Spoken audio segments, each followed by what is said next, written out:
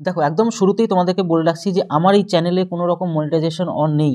মানে আমি কোনো অর্থের লোভে যে ভিডিওটা বানাচ্ছি একদম না। আমি শুধুমাত্র আমাদের বাংলার, আমাদের পশ্চিমবঙ্গের ১০ লক্ষ ভাই বোনরা যারা ফেঁসে আছে চাকরির জন্য, তাদের প্রত্যেকটা জীবনের উন্নতি কামনার জন্য যে মহান মিছিলটা ঘটছে তার সামান্য সমর্থন দেওয়ার চেষ্টা করছি।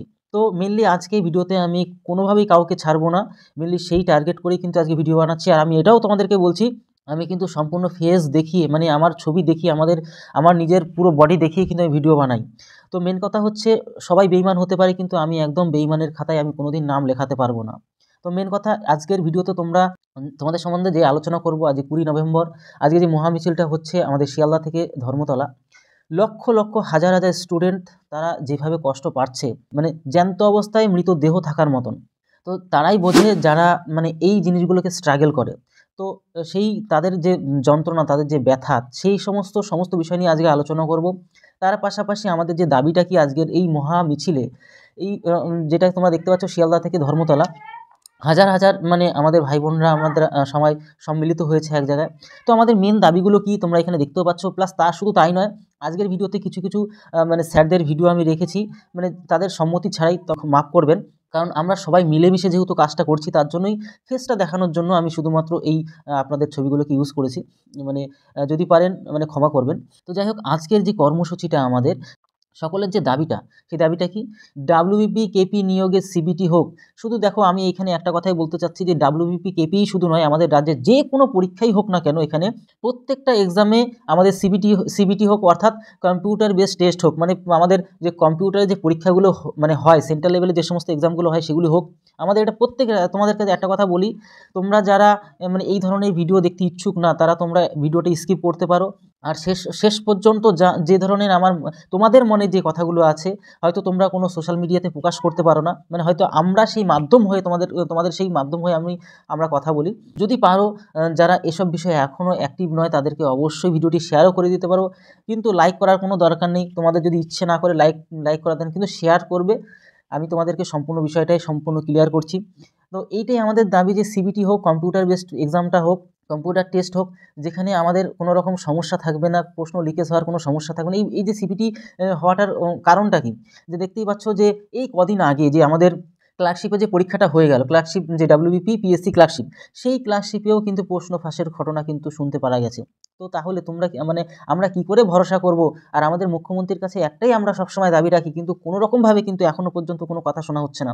বছরকে বছর হয়ে যাচ্ছে, অ্যাপ্লাই হচ্ছে, মানে ঘটনাটা পঞ্চবার্ষিকী পরিকল্পনার মতন হচ্ছে। মানে এই ভোটের আগে দিয়ে ফর্ম ফিল আপ করানো হচ্ছে, ভোটের ঠিক পরের আবার যখন ইলেকশন আসবে, মানে 5 বছর কমপ্লিট হবে, তখন গিয়ে তাদের পরীক্ষা নেওয়া হচ্ছে, মানে 5-10 দিনের মধ্যে সব রিক্রুটমেন্ট কমপ্লিট। তাহলে সেখানে তোমরা বুঝতে পারছো, চাইলে কিন্তু মুখ্যমন্ত্রী সহ আমাদের যে নেতারা আছে তারা চাইলেই সব কিছু সম্ভব হয়ে যায়। কিন্তু সেক্ষেত্রে দেখো এইভাবে যে ঝুলিয়ে রাখা, তাহলে আমার কথা হচ্ছে যে প্রথমত একটা কাজ করলেই হয়। আমার কথার সাথে তোমাদের কথা মিল আছে কিনা তোমরা ভালো করে একটু খেয়াল করো। যে আমার কথা হচ্ছে যে এই যে এত লক্ষ লক্ষ ছেলে মেয়েদেরকে ফাঁসিয়ে রাখার কি দরকার? কোনো দরকার নেই। কথা হচ্ছে যখন রিক্রুটমেন্ট নেবে তোমরা একটা প্ল্যান করো যে আমরা এই 6 মাসের মধ্যে সব কিছু, যে কবে এক্সাম হবে, এক্সাম ডে মানে পরীক্ষার ডেট কবে ক্লিয়ার হবে, সমস্ত কিছু আগে থেকে শিডিউল করো। আমার কোনো রকম এইভাবে ঝুলিয়ে রাখার কোনো দরকার নেই। এই যে ছেলে মেয়েরা কত কষ্ট পাচ্ছে, হয়তো তাদের বিভিন্ন ধরনের পারিবারিক সমস্যা চলছে, বছরকে বছর এই যে একই জিনিস নিয়ে ঘাটাঘাটি, কত মানুষের একটা ধৈর্য বলে তো জিনিস থাকে। মানুষের ধৈর্য যখন আর থাকে না, তখনই তো লাস্ট সিদ্ধান্ত আমরা সবাই মিলে, আমাদের যত স্যার হোক, ম্যাডাম হোক, দাদা দিদি ভাই বোন, প্রত্যেকে মিলেমিশে আমরা তখন লাস্টে না পেরে মহা মিছিল করি। তার আগে কোনোদিন কিন্তু মিছিল কেউ করতে চায় না। কী দরকার মিছিল টিছিল করার? এত খাটাখাটনি, এত সংগ্রাম করার কি দরকার? আপনারা যদি সামান্য জিনিসটা বোঝেন, মুখ্যমন্ত্রীর কাছে একটাই সেই বিষয়ে আমার দাবি, যে আমাদের যে স্টুডেন্ট আমাদের যে রয়েছে, প্রত্যেকে আমাদের বাঙালি ভাই বোনরা যারা সবাই রয়েছে, তাদের সামান্যতম তো ন্যূনতম যে চিন্তাভাবনা করুন, যাতে আমাদের কোনো রকমভাবে এসব বিষয় নিয়ে আর ভাবতে না হয়। আমার কথা হচ্ছে ভালো করে প্ল্যান নিয়ে রিকমেন্ডগুলি বের করা হোক। শুধুমাত্র এই যে 10 লক্ষ স্টুডেন্ট যখন অ্যাপ্লাই করে, প্রচুর টাকা কিন্তু সরকারি ইনকাম হয়, কোটি কোটি টাকা ইনকাম হয়। তার কিছু পার্সেন্টও কিন্তু মানে এই যে স্টুডেন্টদের কিন্তু দেওয়া হয় না, যা পরিমাণে রিক্রুটমেন্টগুলো করা হয়। লক্ষ লক্ষ 10 লক্ষের আশেপাশে প্রায়, বা তার থেকে বেশিও কখনো কখনো অ্যাপ্লাই করে। তো বা তার আশেপাশে সেখানে যে টাকা ইনকাম হয় মানে সরকারের, যেটা রিয়ালিটি, তার কিছু পার্সেন্টও কিন্তু এরা মানে ধরো ভ্যাকান্সি তো বেশি থাকে না, তার মধ্যে অল্প কিছু থাকে 2,000, 3,000, 4,000, 5,000 কখনো কখনো ক্ষেত্রে, মানে এরকম 2-3 হাজারের মধ্যে মানে সীমাবদ্ধ থাকে। তো সেই 2-3 হাজারে যদি টাকা দিতে হয় বছর মানে সারা লাইফ দিলেও তো সেই টাকা কোনোদিন শেষ হবে না।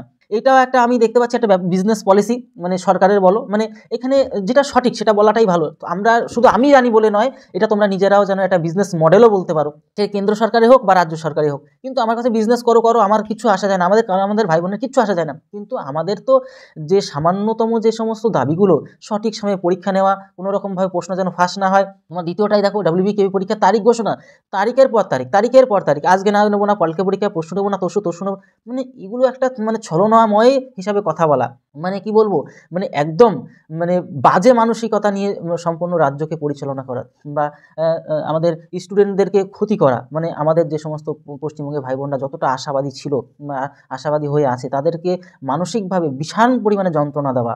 তো এইগুলো প্লিজ কেউ, মানে সরকারের কাছে আমার রিকোয়েস্ট, এগুলো কেউ করতে চেও না। দালাল চক্র চিহ্নিত, দেখো দালাল চক্র মানে অনেক টিউশন আছে যারা কি টিউশন তো করায়, মানে ধরো কোচিং করাচ্ছে, অনলাইনে হোক অফলাইনে হোক, তারা এই সমস্ত প্রশ্নকে কিনে সেখানে কিন্তু বিক্রি করে দিচ্ছে, প্রচুর পরিমাণে অর্থ ইনকাম করছে সেভাবে। তো এই যে দালাল চক্রগুলো বন্ধ হয়ে যাবে যদি সিবিটি পরীক্ষাটা হয়।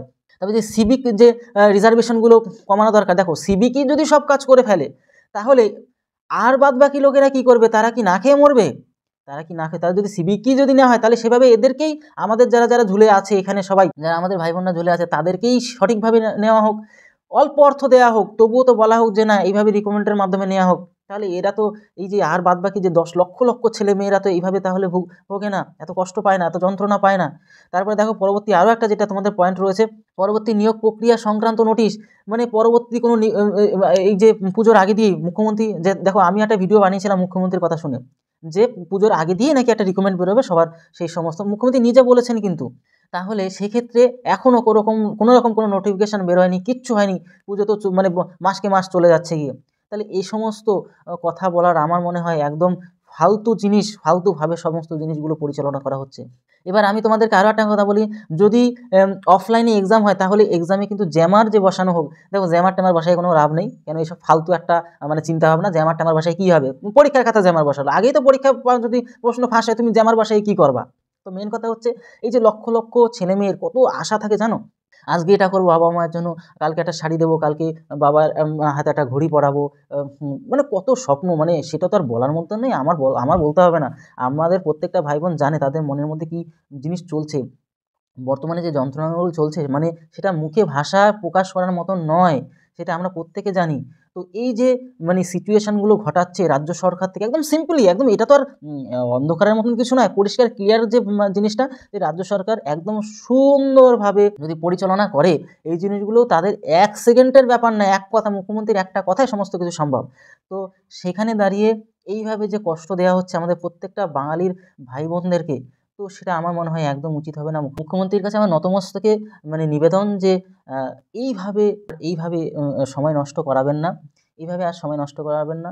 যত তাড়াতাড়ি সম্ভব পরীক্ষাটা নিয়ে, এই যে লক্ষ লক্ষ ভাই বোনদের আশা ভরসা যেভাবে আপনার প্রতি ছিল, সেটাই যেন প্রত্যেকের ভবিষ্যতেও থাকে। আমি এটাও বলতে চাচ্ছি যে WBPRBর কাছে, যে আপনারা সমস্ত কিছু জেনে বুঝে সমস্ত এত হাজার হাজার নোটিফিকেশন হচ্ছে, হাজার হাজার ভিডিও বানানো হচ্ছে, এমন তো না যে এই যে ধরো আমরা ইউটিউবে ভিডিও বানাচ্ছি, এমন তো না যে অবৈধ, একদম সম্পূর্ণ বৈধ, না হলে তো পাবলিক কেউ দেখতো না, আর সমাজে সেই জিনিসটা আপনারাও চালাতে দিতেন না। এই যদি ইউটিউবে যদি ভিডিও না আপনারা বৈধভাবে ভাবেন, তাহলে তো এই ভিডিও তো সরকার চালাতেই দিত না। সরকার বৈধ হিসাবে দিয়েছে কেন?